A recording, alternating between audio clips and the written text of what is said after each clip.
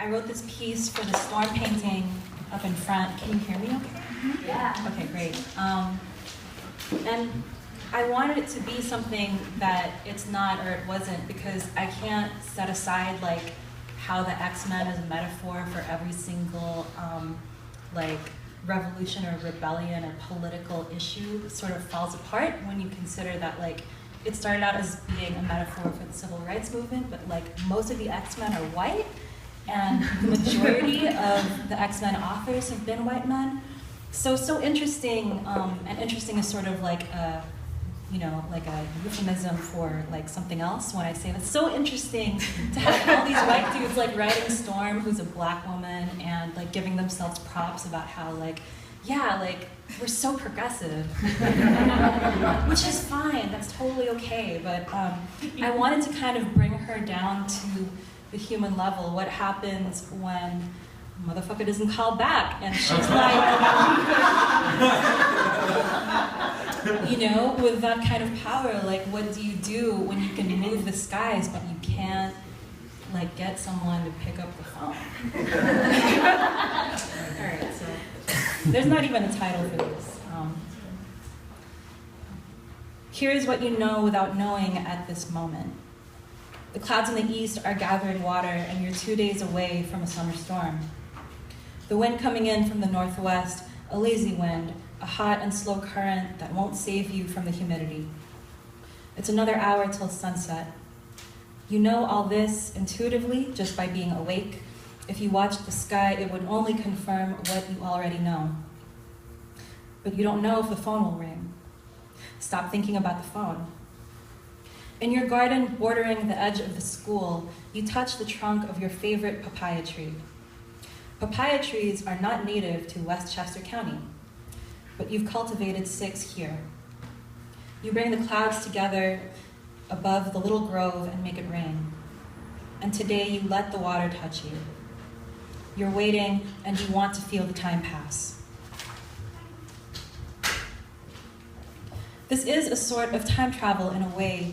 You don't fly a dumb blue machine to precise space-time coordinates, and you don't open portals to alternate universes, but you can generate your own time, your own context, in its separate pocket from the normal succession of hours and sunrises.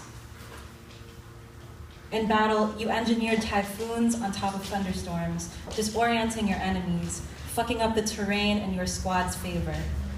You measure how long you let the skies fall so you'll know how to balance it back. All attacks cost you time to heal. You can manipulate the system, but it doesn't belong to you. This rain under the papaya trees is a moment for waiting. The last time you saw him, you'd planned to leave early, but you allowed yourself to be persuaded, and now he had to get going. The flight home was 16 hours long. Because his blood ran so warm, because he slept only with a single paper layer of flat sheets, you shrouded the house in fog and took the atmosphere down so far, you said, it would be foolish to go out on the road like that. And he said, good point. And that was how he missed his flight. But any kind of persuasion rests on saying just the right thing at the right time, knowing what you need to bring to the moment as it already exists. Your awareness of your interlocutor, your shared context, the shape of the weight of the air between you. There is a word for this seeking of an opportunity of shifting the weather, an old word, and you've held onto it like a secret commandment in the months of not knowing if he's even still on the same planet. You can't answer an absence with an absence. There is no moment to create. You teach your classes, you grade papers, you save the world. You speak at a former friend's funeral. The weeks blur by, and now under your papaya tree, you let yourself feel the time on your skin. All the lost presents trickling down the back of your shirt. You will stop the rain soon. For the moment, you stay believing. That's one thing. Unrelated to the gallery show, which is like fantastic. I love all this stuff. I grew up with comic books.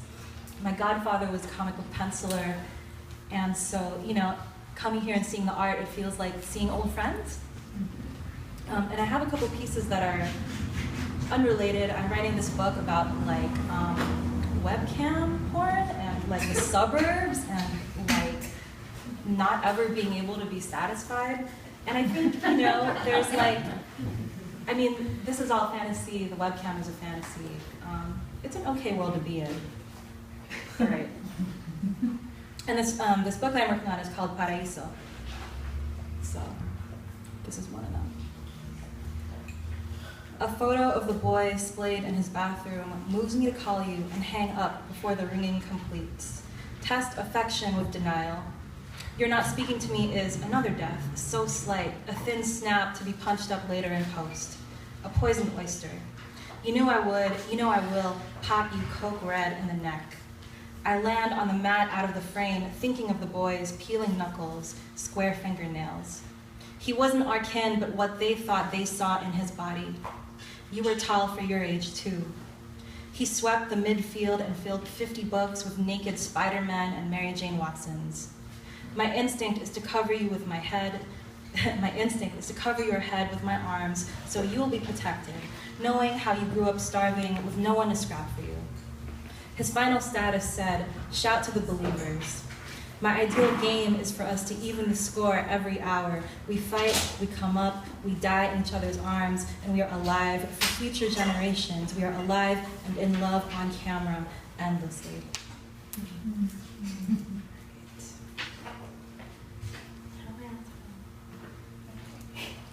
I'll do a couple more. Universal remote. A product of guts, I said. I would have known her if you just said pelvic bones. She got hives after her wedding, all down her throat and all over the side of her ass. We heated bowl after bowl of popcorn till the room afraid with the smell. Her husband said, I've never seen a dog encounter something in his mouth that it didn't like. She's like this too, she's a dog person.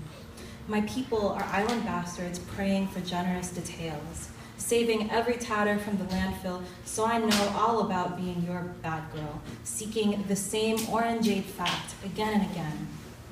I brought sheer curtains to their apartment so they could wrap me and smack me pretty, the wife with her lavender candles. I don't want to leave my friends, but I want badly, so desperately, to see my friends. Never talk to me about splitting the check. I'm borrowing your body and I want to order for you, for that decision to belong to me. Okay, last one. We ordered lamb skewers last time and they fucked it up. Someone needs me. I catch the vessel. 2 actors and a camera operator arguing about midnight. How many hours belong to each hemisphere? I know the answer, but seek permission. I, made to resemble Sailor Mango, am not accustomed to being believed, being looked at pixel-free. Let me be clear, being exited hastily. And that's why I like you, because you're here and I could be as fucking anything as I want with you.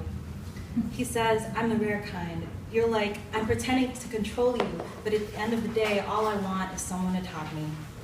And I've never said this before, but another woman ruined me. You are allowed. Tell me this with your thumbs at my throat, gripping as though we've just met at Easter service. And you don't know me, you know me better. Thank you so much.